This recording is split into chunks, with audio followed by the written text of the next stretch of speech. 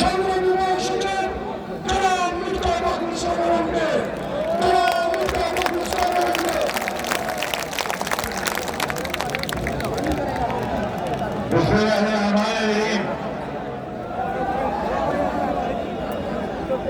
সিলেটের এই পুণ্যভূমিতে যেখানে আমাদের শুয়ে আছেন আমাদের বরেণ্য